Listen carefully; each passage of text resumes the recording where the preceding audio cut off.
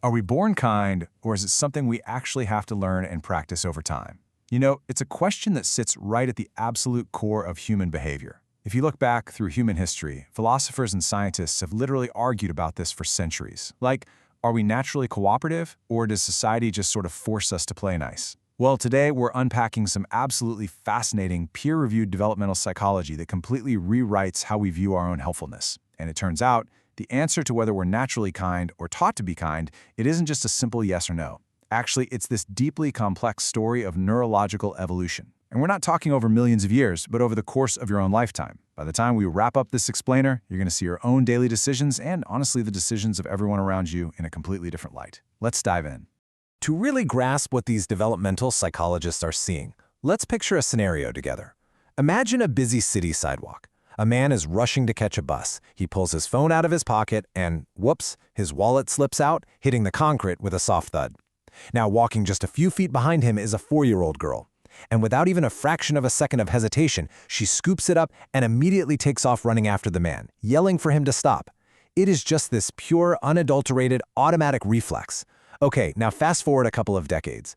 That exact same girl, now a grown adult in her late 20s, is walking down that very same street, and she sees the exact same thing happen. A wallet hits the pavement, but this time, her reaction is entirely different. She stops dead in her tracks. She pauses. She looks left. She looks right. She hesitates before she makes a single move toward that wallet. Looking at that hesitation, it brings up a really heavy, fundamental question, doesn't it? Did she lose her kindness? Have we all just become cynical as we age? We kind of wonder, did growing up somehow make her colder? Or did the world harden her, making her less empathetic to a stranger's misfortune? It is incredibly easy for us to look at the hesitation of an adult, compare it to that boundless, instant generosity of a kid, and just assume that something precious got lost along the way. I mean, we often carry this lingering guilt that as adults we somehow care less than we used to. We wonder if society has just drained away that pure instinctual drive to do good just for the sake of doing good. Well, here is the crucial point. The answer is a resounding no. She didn't lose a single ounce of her kindness.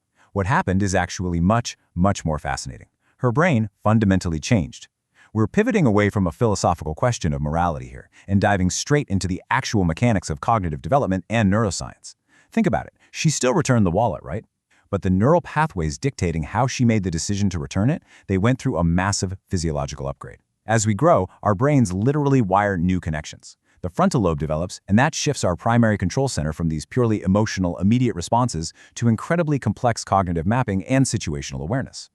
The journey of how this wiring develops across our lifespan is just remarkable. Let's trace this evolution of helping behavior, or what psychologists call prosocial behavior. So, in our earliest years, roughly ages 2 to 5, prosocial behavior happens almost automatically. We see a kid crying because they dropped their ice cream, we feel the spike of raw empathy, and boom, we hand them our toy. There is zero filter. But as we move into that middle bracket, ages 6 to 12, the world gets complicated. This is the era of playground politics. We start to learn about social rules. We learn about sharing, fairness, and the very real concept of punishment for breaking those rules. We start wondering what the quote-unquote right thing to do actually is in the eyes of everyone else. And finally, adulthood kicks in with deliberate reasoning. The underlying research proves that as we develop, our prosocial behavior doesn't vanish. Not at all. Rather, it becomes deeply integrated with complex, high-level reasoning. Now, what's really interesting is how this fully developed adult mind actually operates. Imagine your mind has two very distinct teammates, right? They're working together as co-pilots whenever you encounter someone in need. First up, you have the heart. This is your intuition, that immediate gut feeling, that childhood automatic reaction that honestly never actually went away. But joining the team is the head, and this is your highly developed reasoning center. This teammate cares about fairness, it cares about consequences, and social rules. Now, most of the time, these two teammates work beautifully together. But sometimes, they bicker endlessly. The heart wants to immediately sprint into heavy traffic to save a pigeon with a broken wing, while the head is frantically trying to calculate the physics of oncoming cars and, municipal traffic laws. Which brings us right back to that adult woman freezing when she saw the wallet on the sidewalk. That brief pause, that wasn't a lack of caring. It was the adult's millisecond monologue. Just listen to the sheer volume of cognitive load happening in a fraction of a second. She's thinking, is this safe for me to approach? Wait, is this a scam? Could someone walking by think I actually stole it if I pick it up? Should I call the police or look for an ID first instead of just chasing a stranger down a dark alley? That pause, that little moment of hesitation, is literally just the sound of the brain's head teammate rapidly crunching a dozen complex variables that the heart teammate doesn't even know exist. So, adulthood doesn't mean you become less kind. It simply means your kindness becomes more thoughtful. And guys, this is the absolute core takeaway of the research we're unpacking today. That hesitation you feel, it is not a reluctance to help. It is an evolved, highly advanced, and equally valid expression of human compassion.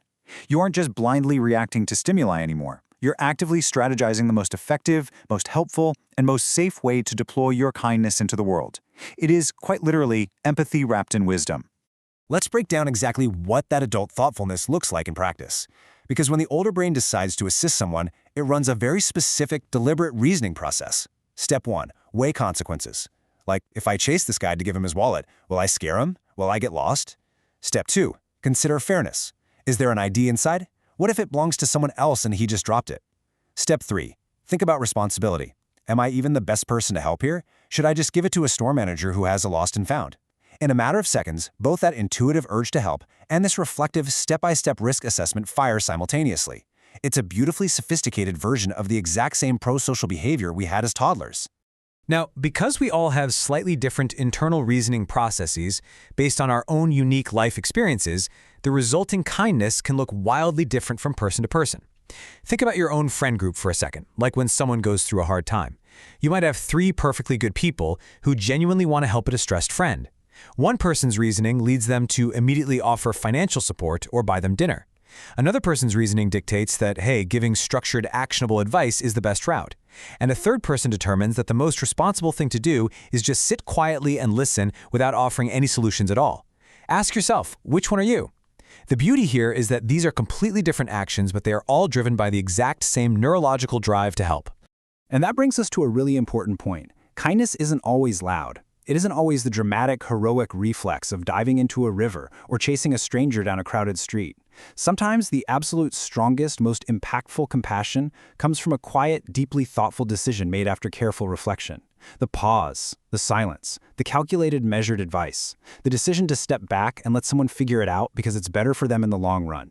These aren't signs of apathy. No way. These are monuments to a brain that is trying its absolute hardest to do the right thing in an incredibly complex world. So I want to issue a direct challenge for you to take into your daily life.